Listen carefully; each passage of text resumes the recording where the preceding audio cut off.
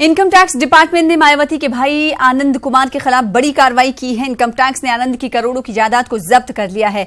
बताया जा रहा है कि 2007 और 2012 के दरमियान आनंद की दौलत में कई गुना इजाफा हुआ और इनकम टैक्स की जांच के दायरे में 1300 करोड़ की इमलाक थी। हम आपको ये भी बता दें कि आनंद 12 से ज्यादा कंपनियों के मालिक भी हैं।